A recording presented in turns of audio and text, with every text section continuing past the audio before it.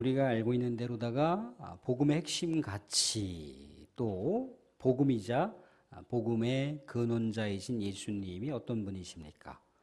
우리가 뭐 교리적으로도 알고 있는 것도 알고 있는 거거니와 또 우리가 그분을 기도를 통해서 교제하기도 하고 또 말씀을 통해서 우리가 그분의 인도하심을 받기도 한다는 것인데 우리가 너무나 익히 알고 있는 내용이 성경에 기록되어 있다는 거예요. 그죠? 과연 예수는 누구신가? 라고 했을 때 우리가 5절 중반절쯤 보시게 되면은 뭐라고 나와 있냐면 5절 중반절에 이렇게 나와 있습니다. 우리를 사랑하사 그의 피로 우리 죄에서 우리를 해방하시고 6절부터 보시면 그의 아버지 하나님을 위하여 우리를 나라와 제사장으로 삼으셨다라고 나와 있어요.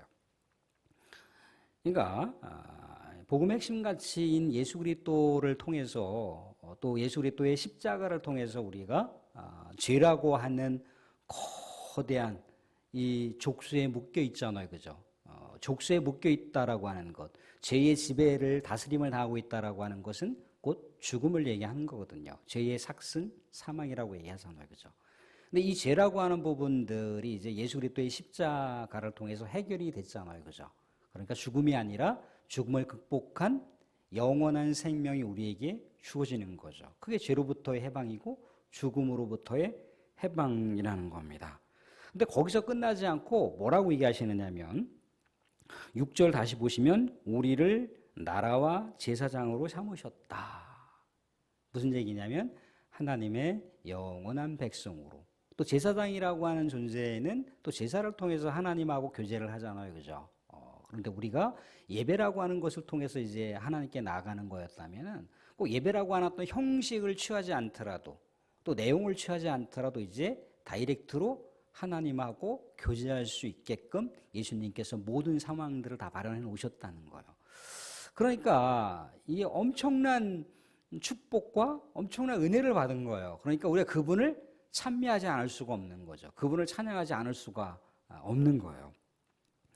근데 분명한 건 뭐냐면 지금 이 예수 그리스도를 우리가 기다리고 있는데 과연 1세기 그리스도인들은 어떤 모습으로 예수님을 기다렸을까를 우리가 헤아려 볼 수가 있어야 되잖아요. 그죠? 1세기 그리스도인들이 살아갔던 삶의 모습과 현재 우리가 살아가는 삶의 모습을 이렇게 견주어 보는 거예요. 물론 그 안에 시간적인 그런 엄청난 그런 공백이 있겠지만 그 공백을 우리가 뭘로 메꿔갈 수가 있겠습니까? 신앙 생활을 통해서 메꿔갈 수가 있는 거거든요. 초대교회 교인들에게 이 사도 요한이라고 하는 사람은 이 계시록을 통해서 이 소아시아에 있는 사람들, 그 교회 공동체를 향해서 우리 주님의 메시지를 전하는데 이렇게 얘기 나와 있다는 거죠. 4절 보시면 요한은 아시아에 있는 7교회에 편지하노니 아시아에는 7교회만 있는 게 아니죠, 그죠? 많은 교회들이 있었을 겁니다. 대표적인 교회 7교회를 얘기하는 건데 이 7교회라고 하는 것은 꼭 어떤 지역적으로 1세기 그 아시아에 있는 7교회를 일컬는 것일 수 있겠지만 조금 더 폭을 넓히게 되면은 이 계시록을 읽는 수많은 현대 교회도 포함된다는 거예요. 계시록이라고 하는 것은 열려 있어요. 왜 열려 있느냐면 과거와 현재와 미래가 서로 연결되어 있습니다. 그래서 예수 그리스도를 어떻게 표현하고 있느냐면 4절 보시면 이렇게 표현하고 있어요. 8절도 같은 맥락인데 4절 보시면 이제도 계시고 전에도 계셨고 장차 오실 이. 그러니까 과거에도 계셨고 현재에도 계시고 앞으로도 계실 분이라고 표현하고 있다는 거예요. 그러니까 7교회라고 하는 건 과거에 있는 교회만을 얘기하는 게 아니죠. 그죠? 현재 우리가 그리스도의 복음을 붙들고 예배드리고 찬양하고 또 그렇게 치열하게 영적 전투의 삶의 현장에서 살아가고 있는 모든 현대교회를 얘기할 뿐더러 또 앞으로 계속해서 세워지는 교회 공동체를 얘기하는 거예요. 근데 이 교회들을 향해서 지금 요한은 어떤 메시지를 주고 있느냐면 이렇게 얘기를 하고 있습니다. 오늘 말씀 가운데도 등장하는데 5절 말씀 보시면 이렇게 얘기가 나와 있어요. 그 중간쯤 보시게 되면 은혜와 평강이 너희에게 있기를 원하노라. 은혜와 평강이 너희에게 있기를 원하노라. 근데 이 은혜라고 하는 것은 아까 말씀드린 대로도 어떤 은혜입니까? 예수 그리스도의 십자가 죽음을 통한 은혜예요. 예수님의 십자가 보혈로 주어지는 은혜예요. 우리가 흔히 생각하고 있는 값싼 은혜가 아니라는 겁니다. 예수 그리스도 성자 하나님이 죽으셔서 흘리신 보혈의 피가 담겨있는 은혜인 거예요. 그러니까 우리가 너무나 쉽게 은혜를 평이한 삶 속에서 은혜를 얘기할 수 있는 영역도 있을 수 있지만 그것은 그만큼 은혜의 가치가 약해질 수가 있어요. 사랑하는 성도들, 우리가 이 세상을 살아가다 보면요, 알게 모르게 이렇게 육신적인 상해를 입을 수가 있어요. 그죠? 뭐 내적으로나 외적으로나 육신적인 상해를 커다랗게 입을 수 있어요. 아니면 또 이렇게 사회생활을 하거나 또 많은 사람들하고 만나보면은 정신적인 또 상해를 당할 수도 있어요. 그죠? 또 하나님과 또 뭔가 신앙생활을 우리가 진정성 있게 일관되게 하지 못했을 때 왠지 모르게 내면 세계가 허해지고 내면 세계가 복잡해지는 경우가 생길 수가 있습니다. 그런 경우가 우리 모두가 살아가는 삶의 현장 속에서 나타날 수가 있습니다. 그럴 때 우리가 하나님께 나아가면서 말씀이나 찬양이나 예배를 드릴 때, 하나님께서 내가 지금 이렇게 육신적으로 아픔을 당하고 있는 것, 아니면 또 정신적으로나 정서적으로나 영적으로 고통을 당하고 있다라고 하는 것, 그 상황 속에서 하나님의 그 내면 세계에 만져주시는 그걸 느낄 때는 그 은혜라고 하는 것은 굉장히 커다래질 수밖에 없어요. 그 은혜라고 하는 깊이는 더 깊어질 수밖에 없고 은혜라고 하는 넓이는 더 광활하게 넓어질 수밖에 없습니다. 왜 그렇습니까? 우리가 예수 그리스도와 닮은 그런 고난을 체험했을 땐 더더욱 그렇다는 거예요. 더더욱. 내가 예수 그리스도의 성도로서 예수 그리스도를 믿는 아들, 딸로서 살아가려고 하는데 이렇게 저렇게 스트레스 받는 게 이만저만이 아니라는 겁니다. 또 예수 그리스도의 믿음을 지키려다 보니까 손해보는 것도 적지 않게 있는 거예요. 또 우리가 이 세상 또 사회생활을 하다 보면은 어떻습니까? 그리스도인이기 때문에 한 번 더 참아야 될 수밖에 없는 그런 삶의 영역이 있을 수 있잖아요. 그죠? 10번 확 터뜨릴 것도 10번 터뜨리지 못하고 그냥 쭉 참아가는, 인내할 수밖에 없는 삶의 현장이 있다는 거예요. 그럴 때 하나님이 나를 꼭 이렇게 안아주시는 것 같은, 또 하나님이 사랑하는 딸아 그러면서 등허리를 이렇게 다독다독거리는 것 같은, 또 때로는 말씀을 통해서 나를 위로해 주시고 또 찬양을 통해서 우리 주님께서 뭔가 싸매어 주시는 것을 경험하게 됐을 때, 그때 은혜라고 하는 것은 엄청나게 크다는 거예요. 그런데 일상생활 속에서 그냥 평이하게 살아가면서 느끼는 은혜는 그렇게 크지 않다는 거예요. 평안이라고 하는 것도 그렇습니다. 평안이라고 하는 것도. 이 은혜라고 하는 이 은혜라고 하는 것이 커지게 되면 평안이라고 하는 것도 자연스럽게 커질 수밖에 없어요. 그죠? 세상 속에 뭐 요즘에 우리 교우들 큰 피해가 없으시나 뭐 있으면 어떡하나 또 그런 마음도 들면서 기도하는 마음이 생기는데, 비가 갑자기 막 내리꽂기 시작했잖아요. 그죠? 뭐 며칠 오야 될 그 비가 뭐 단 몇 시간 만에 막 내리꽂아서 지금 사람도 지금 운명을 달리했던 그런 상황들도 뉴스에 보도되고 있는 것 같은데, 그렇다는 거. 막 이렇게 엄청난 폭풍과 같은 삶의 상황 속에서 시련과 고통이 막 몰려오는 그런 상황인데, 그런 상황 속에서도 우리 주님께서 나의 마음을 만져주시고 잔전한 은혜와 우리의 평강, 샬롬을 느낄 수가 있다는 거예요. 그때 뭡니까? 모든 것이 새롭게 펼쳐져요. 새로운 삶의 모습으로 보인다는 거예요. 사람들이 새로워지고요. 내가 삶의 그 모습 가운데 살아가는 삶의 자세가 달라질 수가 있어요. 그것이 바로 우리 주님으로부터 받은 은혜와 평강이라는 거예요. 그런데 이 평강과 은혜에 대해서 초대 7교회를 향해서 요한이 얘기하고 있는 거예요. 요한이 얘기하고 있습니다. 그런데 이 누구로부터 주어지고 있는 은혜와 평강이라고 하는 거예요. 예수 그리스도로부터 주어지는 은혜와 평강인데, 예수 그리스도가 과연 어떤 그런 삶을 살았기에 5절 보시면 충성된 증인이라고 나와 있습니다. 죽은 자들 가운데서, 또 5절 하반절에도 그의 피, 뭐가 담겨 있는 겁니까? 우리 하나님을 향해서 충성했다는 거죠. 그죠? 또 하나님의 사랑을 실천하기 위해서 십자가에서 죽으셨다는 거예요. 많은 고난과 또 고문을 받으셔서 보혈의 피를 흘리셨다는 거예요. 예수 그리스도의 이 피의 값을 통해서만이 우리가 영생을 얻을 수가 있는 것인데, 초대교회 공동체가 이 예수 그리스도를 증거했다는 거예요. 예수 그리스도께서 하나님을 충성스럽게 그렇게 증거했던 것처럼 초대교회 공동체도 예수 그리스도를 전하는 일에 전심전력했다는 거예요. 당시는 어떤 세상입니까? 황제가 모든 세계를 장악하고 있었던 시대예요. 황제를 숭배해야만 하는 그런 시대가 그 시대예요. 그래서 초대교회 공동체가 같이 말씀 붙들고 찬양하고 또 교제하고 친교하고 밥을 먹고 예수 그리스도를 경배하는 일들이 노출되면 어떻게 되는 건가요? 다 고난과 박해와 처형대로다가 올려지는 거예요. 그런데도 불구하고 그들이 계속해서 뭐를 사수했었냐면 믿음의 절개를 지켰다는 거예요. 나의 영원한 왕은 로마 황제가 아니라 나의 영원한 왕은 누구라는 겁니까? 예수 그리스도라는 거예요. 나를 영원토록 사랑하시고 나를 영원한 구원의 세계를 주신 예수 그리스도가 진정한 왕입니다라고 고백했던 사람들이 초대교회 공동체라는 거예요. 고난과 박해가 당연히 따랐겠죠, 그죠? 그런데 그들에게 예수 그리스도께서 은혜와 평강이 있을 것이라고 얘기를 하더라는 거죠. 뭐 지역을 이렇게 언급해드리긴 그렇지만, 저 북한의 한 지역에도 한때 그분께서 이렇게 이 북한을 다 점령하고 나서 뭐 목사, 뭐 신부들 다 이렇게 척결 했잖아요, 그죠? 모든 교회나 모든 성당 같은 하나님을 섬기고 예수님을 섬기는 모든 공간과 모든 예배 처소는 다 없애버렸습니다. 자신들의 어떤 당을 유지하기 위한 기관으로다가 다 바꿔버렸다는 거예요.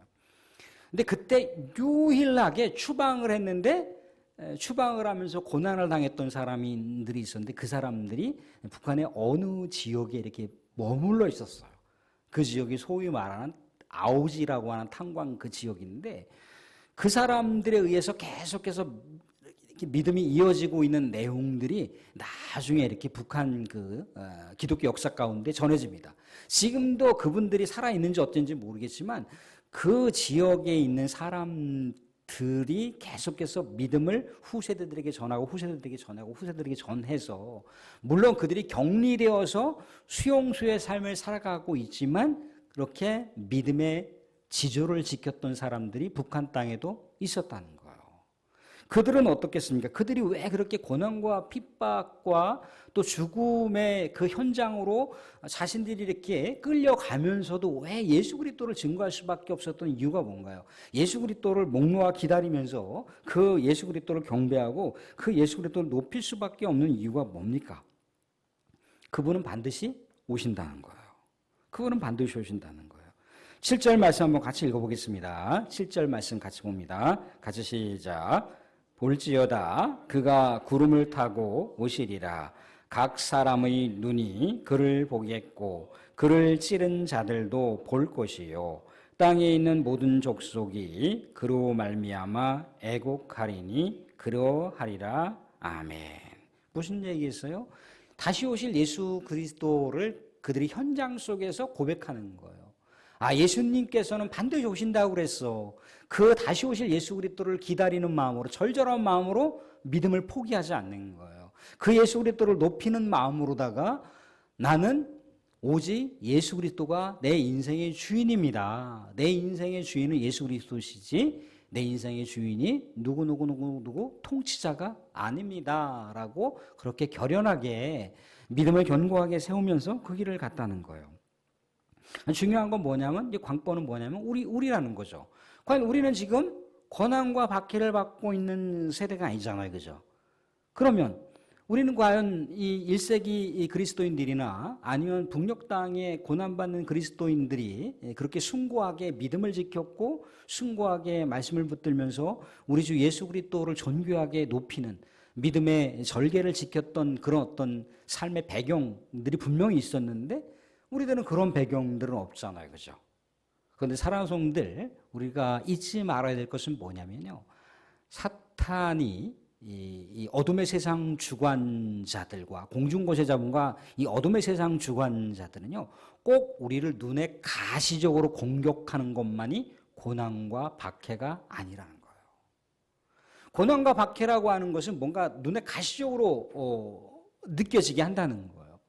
얼마나 많은 고문과 박해와 죽음의 형장으로 그들이 사라졌잖아요, 그죠? 근데 눈에 그것은 뚜렷하게 보이는 공포감이잖아요, 그죠? 뚜렷하게 보이는 공포감. 그런데도 불구하고 예수 그리스도 다시 오실 그분을 바라보면서 그들이 믿음을 지켰다는 거예요. 그런데 과연 우리는 어떻습니까? 우리는 공중권세 잡은 자와 세상의 어둠의 주관자들은요, 꼭 뭔가 눈에 가시적으로 보이는 것만으로 믿음의 사람들을 공격하는 건 아니라는 거예요. 어떻습니까? 우리들의 정신세계를 지배할 수 있는, 정신세계를 유혹할 수 있는 것들이 얼마나 많은지 몰라요.